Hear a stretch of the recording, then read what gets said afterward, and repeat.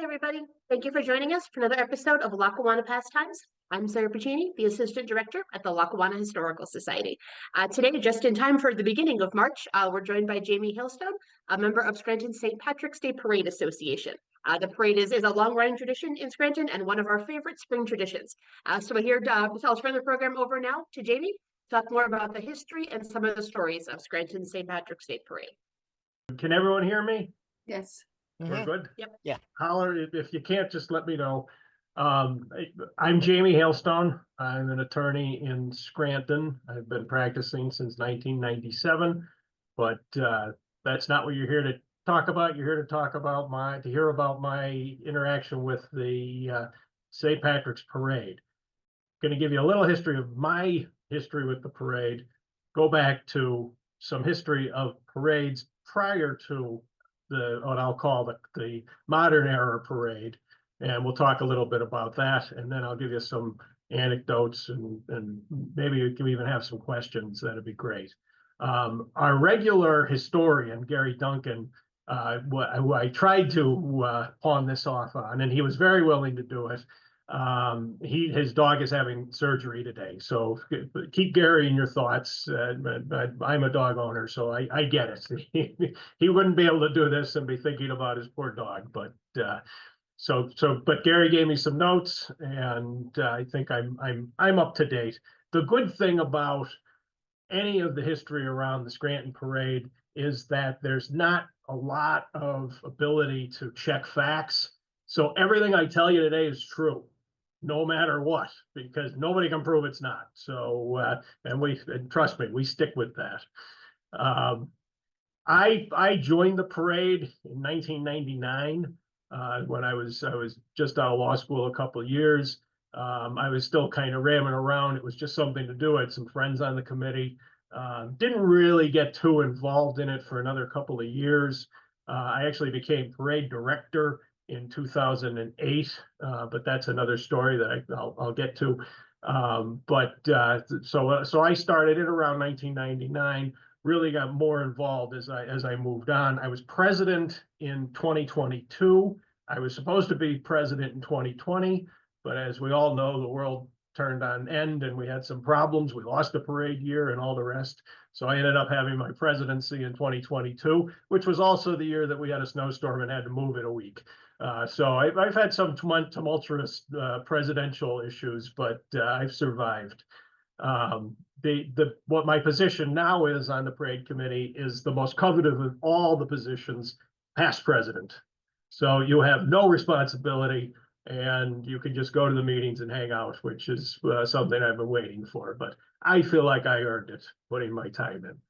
The parade that we celebrate now was originally started in 1962, but I'd like to go back and talk about some instances of parades or efforts to have parades in the Scranton area, St. Patrick's parades prior to that. And probably the earliest that anybody can find was 1833. That would have been in Carbondale. And the reason they were able to dig that out is because there was a notice in a Carbondale paper, and this was basically before there was even an established Scranton.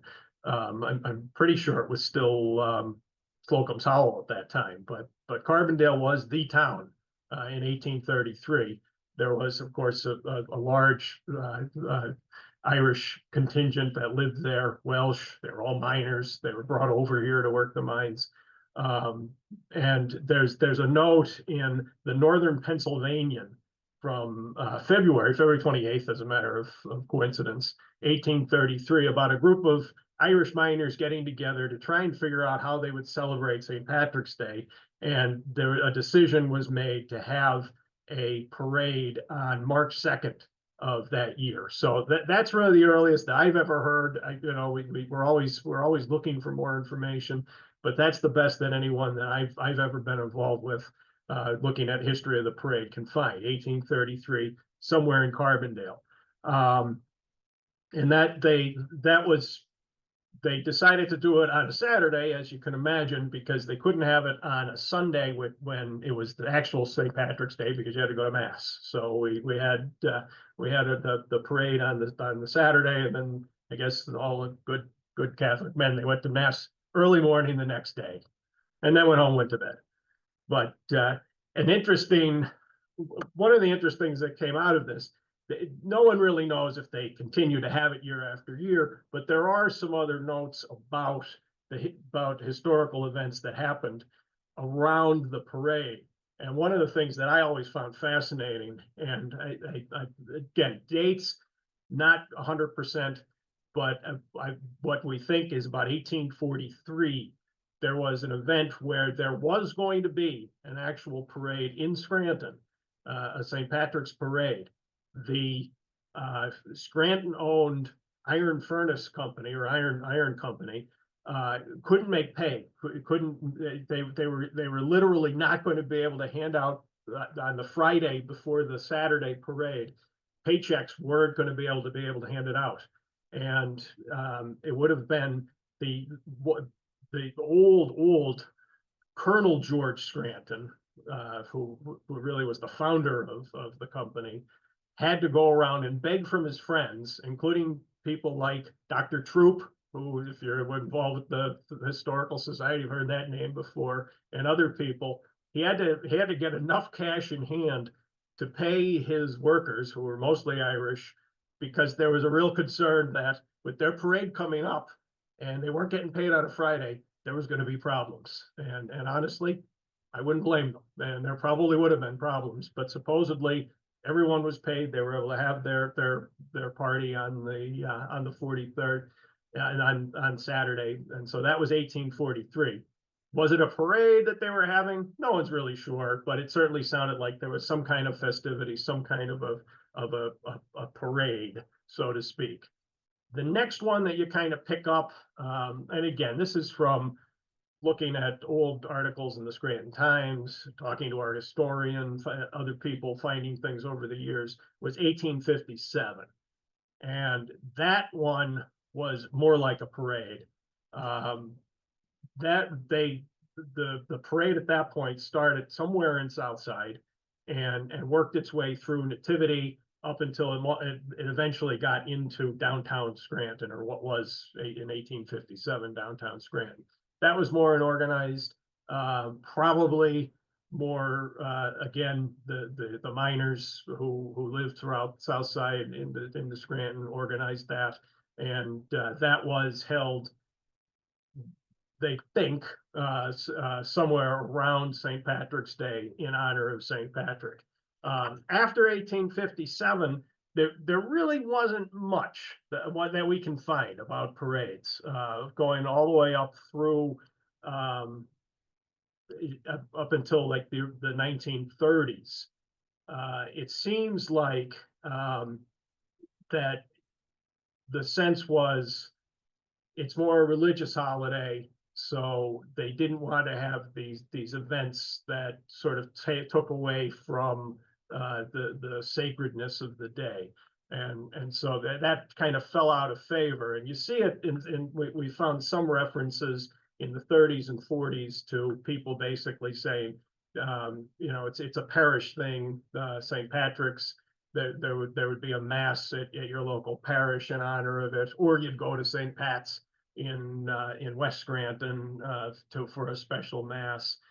It wasn't way up until 1944 that the cathedral in Scranton started having an annual St. Patrick's Day Mass in honor of St. Patrick. That continues to today. There's a mass before the parade every year. It starts at 10 o'clock.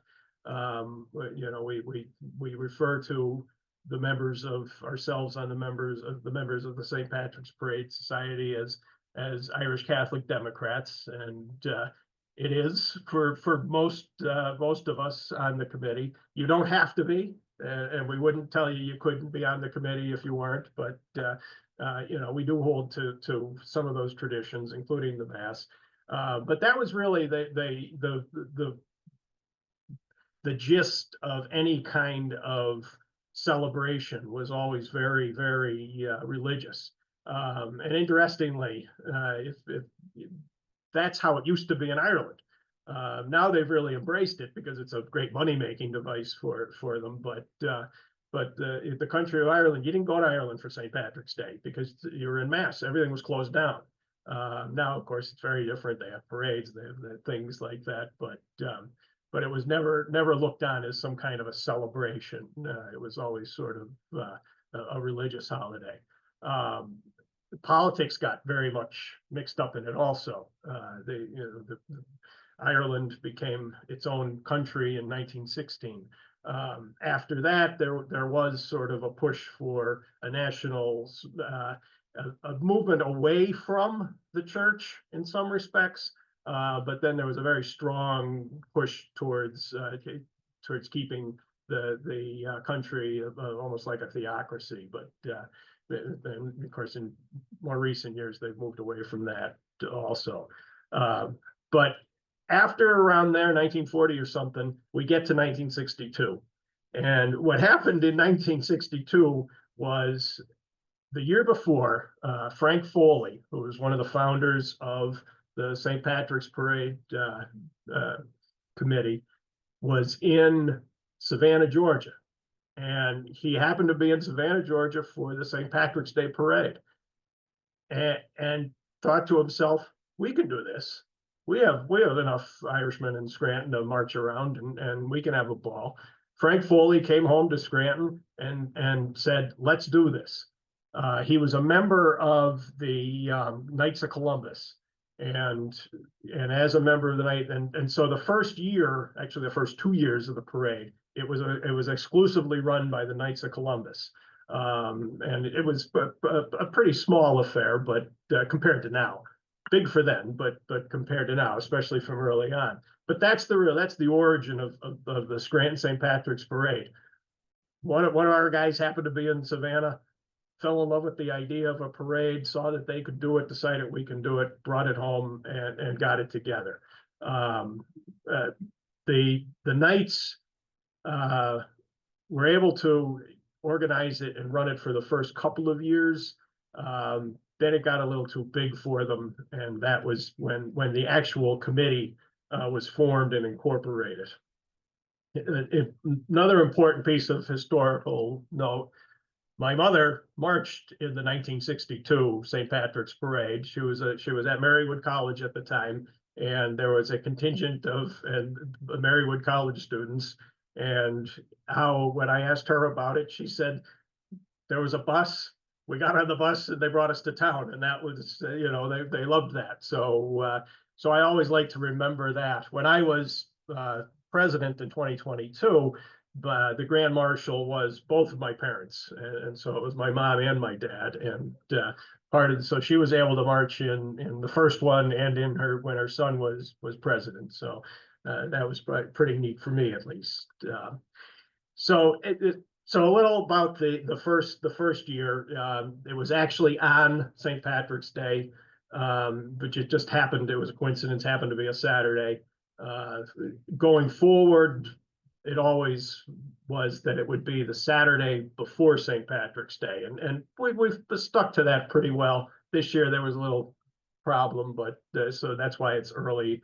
It's on the 8th, but that's how it's been since then. They just lucked out the first year, 1962. It just happened to be the same day. It wasn't a huge parade. There were notes in the Scranton Times about it, of course, mainly because one of the first people that Frank Foley got involved in the parade when he came back was Ed Lynett, who was in charge who owned the Scranton Times at the time, and they made a very good idea to make him Grand Marshal. So they got the press behind them, and they had, for all accounts, a great parade. And well, I guess the proof is here we are all these years later, and we're still doing it with only a few tiny little hiccups along the way, mostly having to do with weather. After the Knights, like I said, it became something that was too involved for them.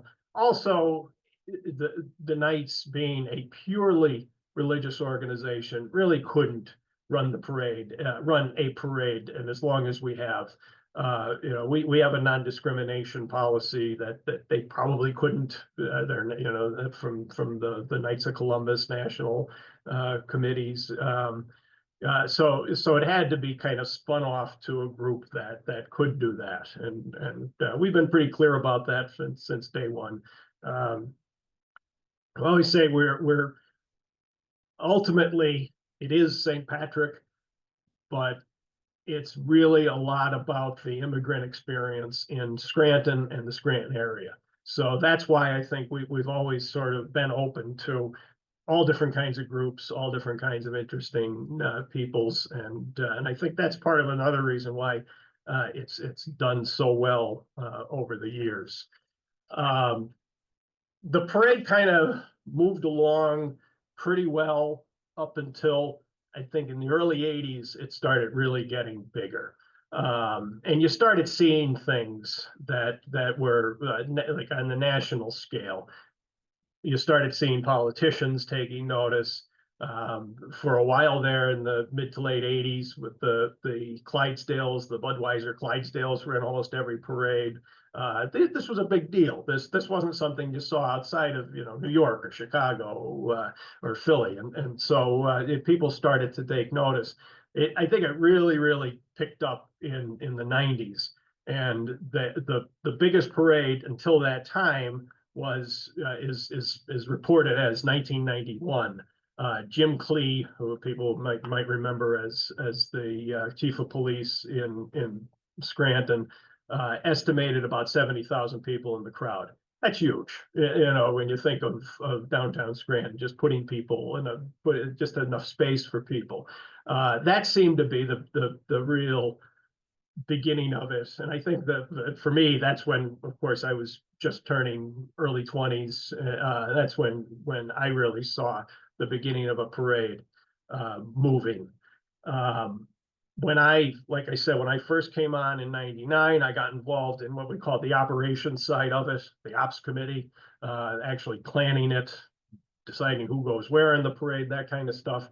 When I first started, we would mail out invitations to hundreds of invitations to people who we thought might be interested in being in the parade. Anyone who had been in the parade before, if we thought, hey, there's somebody else, thankfully we got rid of that after a while, and we moved to email, which there was resistance from some of the old time members of the committee about using this dangerous computer thing, but we got them over it, and when we convinced them, it was just so much easier.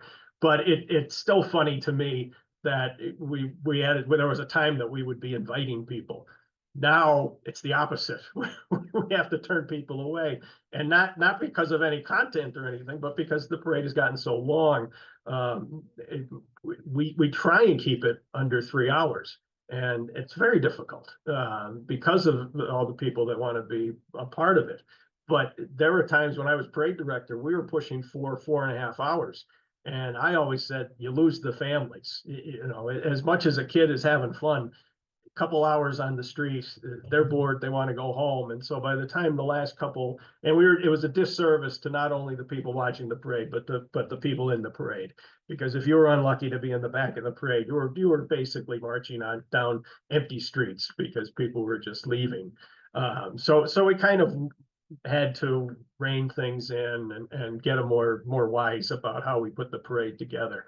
But that was because of the massive growth.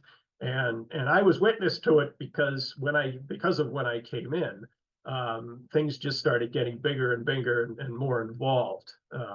Some of the specific things that I was involved in was in 2002, we had the idea to make an invitation to the fire department in New York to send a contingent. We were thinking maybe an honor guard, just anything to just in recognition of the Twin Towers falling and the lives lost. 100 guys showed up. Not guys, 100 firefighters showed up. We were shocked. We put the invitation out. They said, thank you. We're going to send some people. And the next thing we know, and they have been in every parade since. And this year, actually, their pipe band is back. We've had them kind of spotty over the years because of all their other things they're involved in. But so the fire department of New York's fire pipe band is going to be here this year. But that idea to invite them was hatched in a garage of a fire, of one of the Scranton firemen in Southside. And some of the best ideas come out of garages in Southside. Or the Hill section, or North Scranton, or places like that.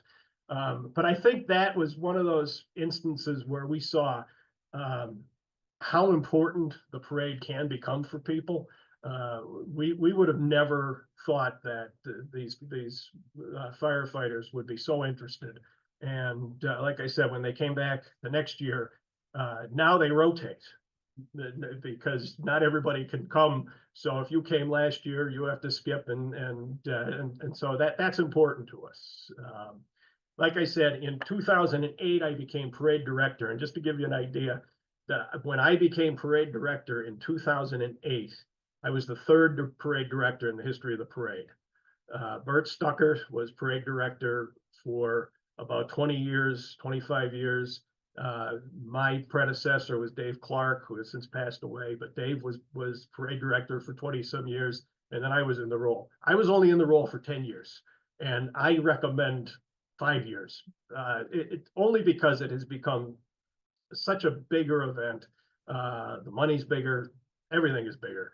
And having to be in charge of a lot of different things is quite a headache. So we don't do that anymore. It seemed like a good idea, but you get burned out, and that's what happened with me. 10 years was more than enough. Some of the interesting things that I felt was interesting. The biggest parade that I was ever involved with as parade director was 2008. And that was Hillary Clinton. And it wasn't her fault. It was just everybody wanted to see her. And we kind of lost the parade that year. It was wonderful. Everyone had, and people who were there said it was one of the best parades they've ever been involved with. We were frustrated because it was our parade and we couldn't even move people along. But at the same time, I had never seen as many people in town. Since then, I think I have, but that was the first time that you really just saw how the just crushes and crushes of people, and it was fascinating to me. Some war stories as parade director.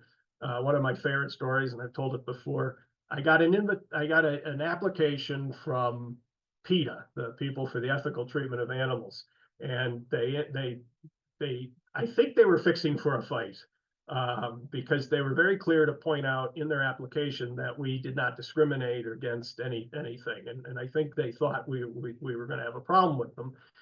In their invitation, they said that their participants would be as close to legally naked as possible.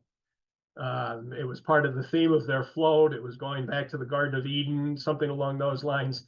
And I called the director in Washington, D.C., and I could tell when he got on the phone, he was ready. And I said, no. I said, the only thing I ask, the first thing the parade passes is the Bishop of Scranton sitting on his porch. Could you stay closed for a block?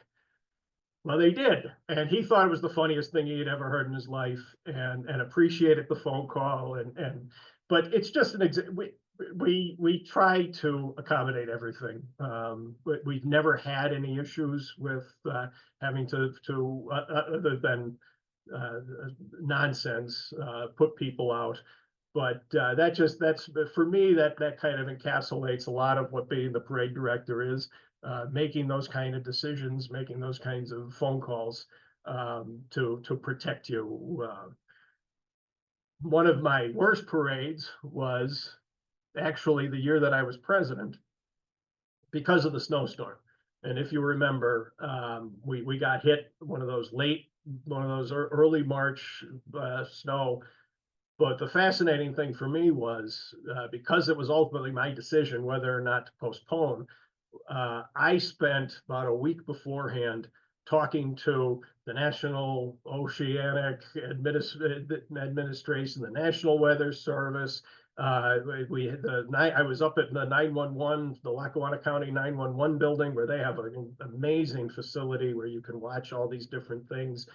We were on phones with people in Europe who had different ideas about what it was fascinating. And it is important, and that's why, that's it. It almost seems silly to be so concerned about the weather for a parade, but when people start making their plans, they're planning for next year. They're planning. It becomes it's hugely popular for people having family reunions. Just getting back together. Finding the relatives, bringing them back for the weekend. So people start planning years in advance, a year in advance for the parade. You can't find a hotel room, and so that was the kind of thing that I was up against. But then I was told after by one of the Cooper boys, no, that was great. We got 2 weeks in a row. Don't worry about postponing it ever again. You're not going to hurt us, and it turned out okay. But it was tough. I was getting lots of phone calls. I was getting national phone calls because it was becoming sort of this little interesting piece of news. But we survived, and the week later it was sunny and beautiful, and it was a wonderful parade. That's about all I have for my presentation. I'm certainly open to answer some questions. I can probably talk stories all afternoon, to tell you the truth, but not all of them can be recorded. So if maybe we can We will try go and over to the protect the dugout. innocent, Jamie. Pardon me? So we'll try and protect the innocent. Yes. And like I said, none of this can be proven. Thanks for that history and those stories. That was great. You said when you started, you were on the operations committee. And I know that the parade has multiple divisions and hundreds of participants. What goes into organizing them all and putting them in order to decide who's going with who? And because for a long time, I know we ended up between a pipe band and the Shriners band, and it was a great time. But you never got a good time where you are in the line of march. So what goes into putting that together? Well, one of the secrets for getting a good position like that is not having music on your float, and then, because you're a buffer between two different bands, that works out for people. There's a committee. And like I said, we get applications. We weed through them. Did somebody, Janice, there? And figure out, literally, like you said, how to set it up in such a way. A lot of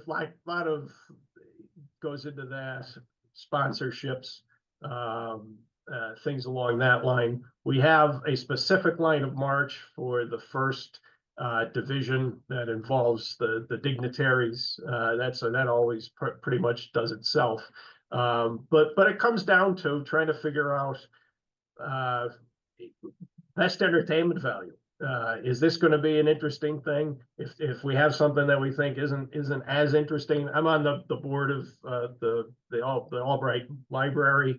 The show, I mean, the bookmobile was in many years.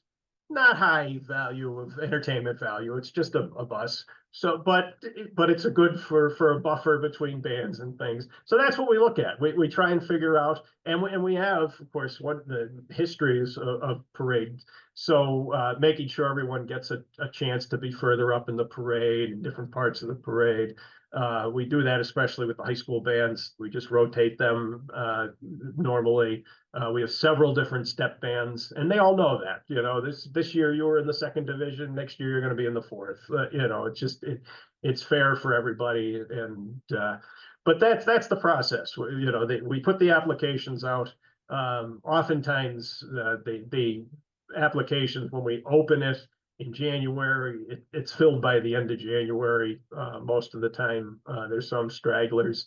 Most people know about it, and that's basically it. So, but out of that committee, we have a tent committee, we have a porta-john committee, which, trust me, that's one of the most important, deciding where porta-johns go. And it's not, we laugh, but at the same time, it's very important. We moved some a couple of years ago, and we were thanked a million times. We had never thought that they needed to be in, but now we put some back farther in the parade where the actual people who are marching are lining up.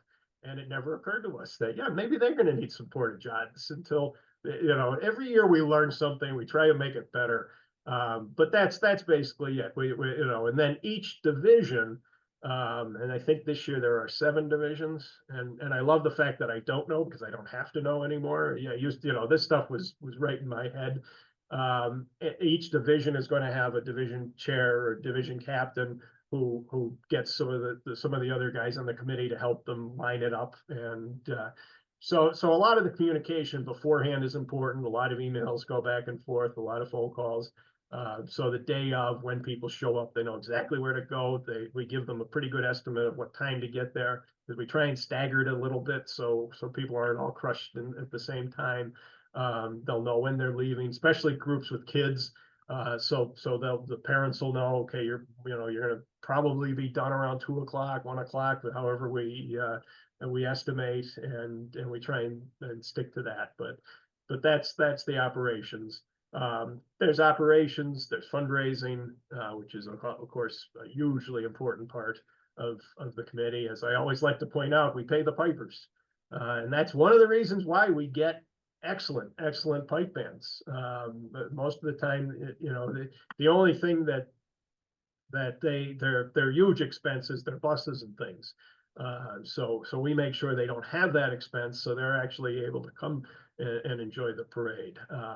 Same with the high school bands.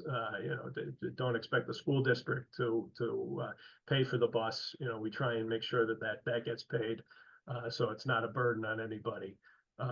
But we have a lot of committees. and I learned I finally, after about 5 years of being parade director, learned to delegate, and that was a hugely important thing for me. Yeah. There's a lot of moving parts there. Yeah. There's a question and a comment in the chat from a woman who was in that second parade in 1963 and 1964. She's also asking if you know when the Wilkes-Barre parade started. That was usually, traditionally, it's the day after Scranton's parade. Right. Do you know when that started? I just looked it up. 1980. Okay, yeah, I didn't think it was too. Yep. And that actually, yes, Ruth, I'll talk about that in a second if you don't mind. The Wilkes-Barre parade, which oftentimes the pipe bands who play at the Scranton, then that's their second stop on that weekend. So a lot of them, it's a great little moneymaker for them. It pays for their kilts and things, I guess, whatever you spend money on if you're a pipe band. But yeah, we've always had a good relationship with the Wilkes-Barre, and now the week before is the Pittston, and actually the Pittston parade has invited the Scranton contingent to go down, and we've sent a bus almost every year to march in it as participants. So we I guess we're the older brother, and so we try and bring everybody along. Guests invited from Ireland, yes, and I think Sarah was mentioning earlier that a contingent from Ballina comes over almost every year. The last, I'd say, we started 5-6 years ago. I could be wrong on that, but yes, there's been a group that's come over. There was a 2 years ago what we call it, and it's not a senator, but we probably equivalent for here would be a senator. An Irish senator was over. He spoke at the Friendly Sons and marched in the parade the next day. Nice guy. Had a great time with him. But yes, we're always open to any kind. And no, you know what? I'm going to say it's not that the Ballina contingent has been consistent the last few years, but I think the very first time we ever had a group come from Ireland goes back to Jimmy Connors. I think he brought the first group ever. Now that I'm thinking of it, I think it was kind of sporadic. I think now it's more official that they actually have in their budget to come over to our parade, and has made it sort of a tradition on their end also, which we appreciate. Very good. And then our friend Tori Watkins, our resident Welshman, is again reminding us that tomorrow is St. David's Day. Yep. You know, the Irish and the Welsh don't always get along, but thank you, Tori, for that. I'm sorry, I cannot pronounce the Welsh, but it is in the chat if you'd like to read it. Thank you again, Jaime, for joining us. I know this is a tremendous amount of work to put this parade on every year. I said it is one of our favorite things to do in March in Scranton. So thanks for all the work you've done putting together this parade and your continued involvement with the committee. Our next program coming up at the end of March will be celebrating the 25th anniversary of Lackawanna County's the Electricity Trolley Museum in Scranton. We were supposed to do this in November, had to reschedule it. So we'll be joined with our friend Dan Perry, who's one of the early planners of the Trolley Museum, to talk more about how that museum came to be. It continues to be a favorite stop in Scranton. So again, Jaime, thank you very much. And everyone else, thank you for joining us. Happy St. Patrick's Day.